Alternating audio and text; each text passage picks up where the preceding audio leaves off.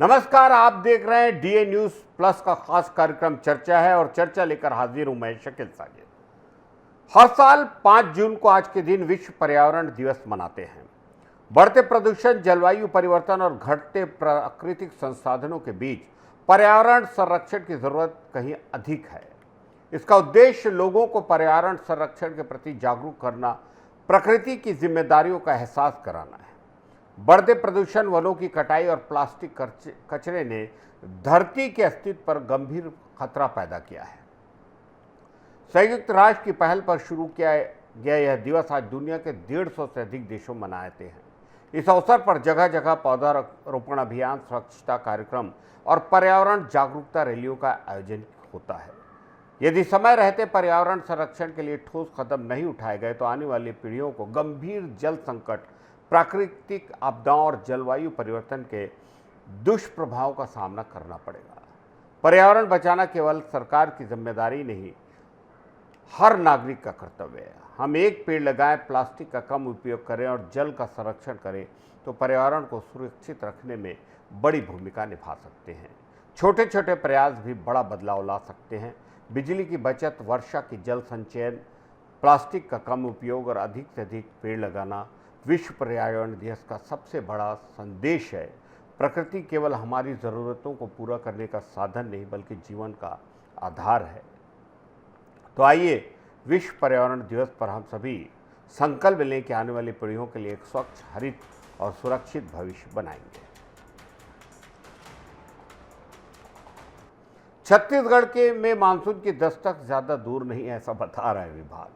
मौसम विभाग ने 12 जून के आसपास प्रदेश में दक्षिण पश्चिम मानसून प्रवेश की बात कही है।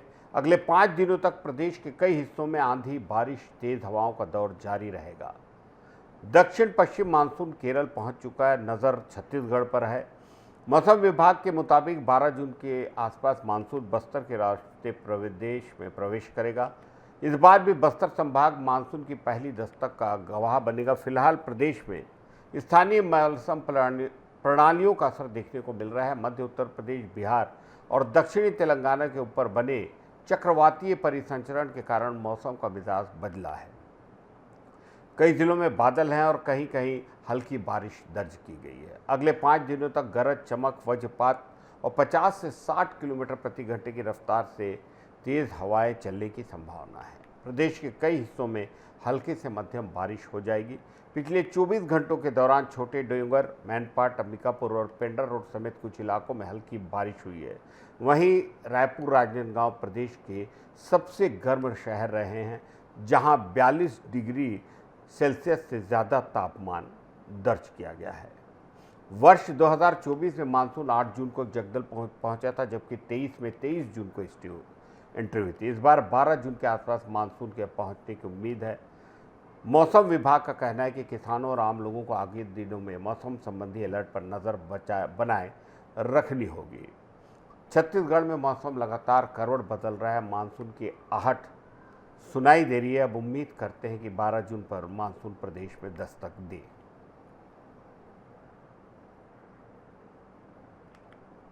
लीजिए, अनुराग कश्यप की नई फिल्म बंदर एक बार फिर विवाद और चर्चा के केंद्र में। फिल्म में बॉबी देओल की दमदार परफॉर्मेंस तो देखने को मिलती है, लेकिन कमज़ोर स्क्रीन प्ले और असंतुलित कहानी से पूरी तरह प्रभावी नहीं बनाती। फिल्म बंदर की कहानी समर मेहरा नाम के एक ढलते हुए अभिनेता और सिंगर के इर्द-गिर्द है, जिस पर एक गंभीर आरोप लगने के बाद जिंदगी बदल जाती है। सोशल मीडिया ट्रायल, पुलिस हिरासत, कोर्ट और जेल की दुनिया के बीच वह खुद को निर्दोष साबित करने की कोशिश करता है। फिल्म एक संवेदनशील विषय को उठाती है, जहां स्टारडम का पतन, मीडिया ट्रायल और जेल सिस्टम जो आज की बहुत बड़ी सच्चाई है बताई जाती है। शुरुआत में कहानी दिलचस्प है, लेकिन जैसे जैसे फिल्म आगे बढ़ती है एक तरफा नज़रिया अपनाती है। अभिनय की बात करें तो फिल्म की सबसे बड़ी ताकत बॉबी देओल है। उन्होंने टूटे हुए इंसान के दर्द, अपमान और मानसिक संघर्ष को बेहद प्रभावी तरीके से जिया है। कई सीन में बिना डायलॉग उनका अभिनय असर छोड़ता है। वहीं इंद्रजीत सुकुमारन और अन्य कलाकार ठीक ठाक हैं। निर्देशन अनुराग कश्यप कुछ दृश्यों में मजबूत पकड़ दिखाते हैं, खासकर जेल के सीक्वेंस में, जहां सिस्टम की क्रूरता साफ महसूस होती है। कहानी बार बार एक बात दोहराती है, संतुलन बनाए रखने में असफल है, ऐसा कहना है। फिल्म का दूसरा हिस्सा ज़रूरत से ज़्यादा लंबा है। कई जगह ऐसा महसूस होता है कि दर्शकों को राय बनाने की बजाय एक तय निष्कर्ष पर ले जाया जा रहा है। फिल्म का प्रभाव कमज़ोर होता है। म्यूज़िक और बैकग्राउंड स्कोर औसत स्तर का है। कुल मिलाकर बंदर एक मजबूत विषय पर बनी फिल्म है, लेकिन कमज़ोर स्क्रीन प्ले और असंतुलित प्रस्तुति से पूरी तरह प्रभावशाली बनने से रोक देती है। अगर आप बॉबी देओल के फ़ैन हैं तो ये फिल्म उनके शानदार अभिनय के लिए देखी जा सकती है। गहरी और संतुलित कहानी की उम्मीद थोड़ी निराश करती है। छत्तीसगढ़ की 5 नगर पंचायतों के चुनाव परिणाम सामने हैं, जिनमें भाजपा ने 3 और कांग्रेस ने 2 नगर पंचायत अध्यक्ष पदों पर जीत दर्ज की। नवगठित नगर पंचायतों में पहली बार चुनाव ने जहां मतदान को लेकर जबरदस्त उत्साह था, वहीं नतीजों ने स्थानीय राजनीति की नई तस्वीर पेश की है। प्रदेश की 4 नवगठित नगर पंचायतों घुमका, बमनीडीह, शिवनंदनपुर और पलारी के साथ साथ सहसपुर लोहारा उपचुनाव में मतदाताओं ने प्रतिनिधियों का चयन किया। भाजपा ने 3 जबकि कांग्रेस ने 2 अध्यक्ष पद जीते। भाजपा ने बमनीडीह, शिवनंदनपुर और सहसपुर लोहारा में अध्यक्ष पद जीता, वहीं कांग्रेस ने घुमका और पलारी जीत हासिल की। खास बात यह है कि सहसपुर लोहारा उपचुनाव में भाजपा ने अपनी सीट बचाकर राजनीतिक पकड़ मजबूत बनाए रखी। वार्ड स्तर पर तस्वीर काफ़ी दिलचस्प है। कई जगहों पर मुकाबला कांटे का है। बमनीडीह में भाजपा ने 15 में से 11 वार्ड जीतकर एक तरफा बढ़त बनाई, जबकि शिवनंदनपुर में कांग्रेस ने 15 में 8 वार्ड अपने नाम कर मजबूत स्थिति दर्ज कराई। घुमका और पलारी जैसे नवगठित क्षेत्रों में पहली बार नगर पंचायत चुनाव हुए। 85 से 90% मतदान लोगों में सड़क, नाली, पेयजल और स्ट्रीट लाइट जैसी सुविधाओं की उम्मीदों के साथ मतदान हुआ। राजनीतिक विश्लेषकों के अनुसार ग्रामीण और शहरी बन रहे इन क्षेत्रों में भाजपा और कांग्रेस के बीच मुकाबला बराबरी का रहा। जहां अध्यक्ष पदों में भाजपा आगे रही, वहीं वार्ड स्तर पर कांग्रेस ने भी मजबूत पकड़ दिखाई है। कुल मिलाकर नगर पंचायत चुनाव के नतीजों ने साफ कर दिया है कि छत्तीसगढ़ के स्थानीय निकायों में मुकाबला कड़ा और संतुलित होने जा रहा है। आने वाले वक्त में राजनीतिक समीकरण और भी दिलचस्प हो सकते हैं। पार्षदों में 71 पदों पर चुनाव हुए थे, जिसमें से 39 भाजपा ने, 30 कांग्रेस ने और 2 निर्दलीय जीते हैं।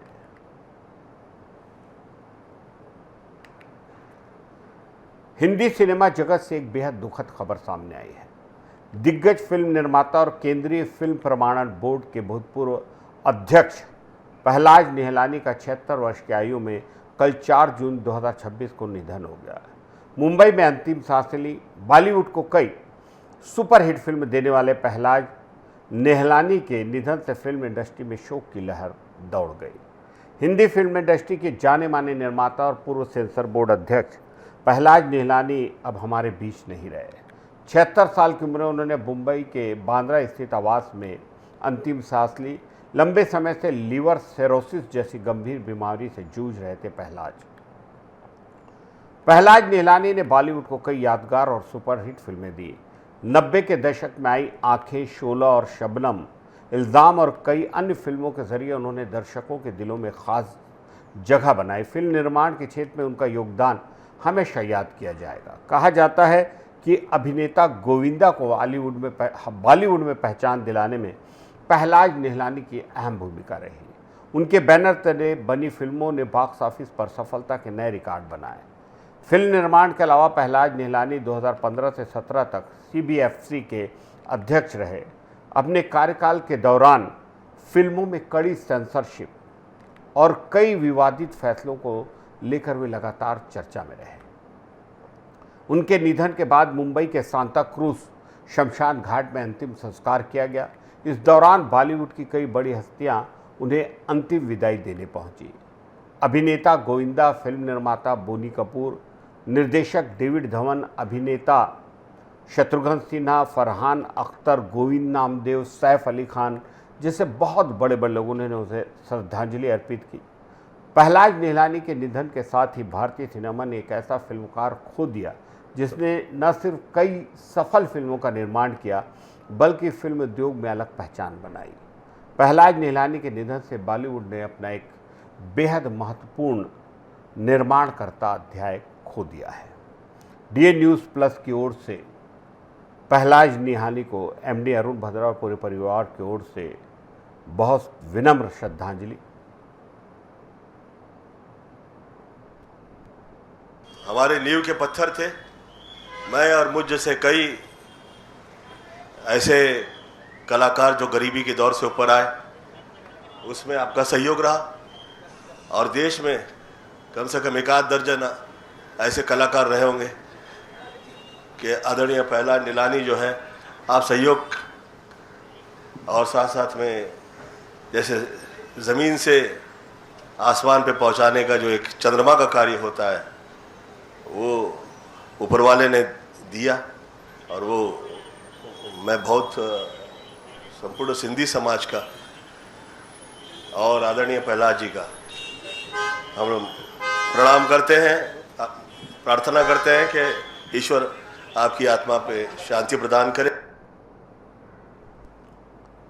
आज के लिए चर्चा में इतना ही। इजाज़त दीजिए शकील साजिद को। नमस्कार।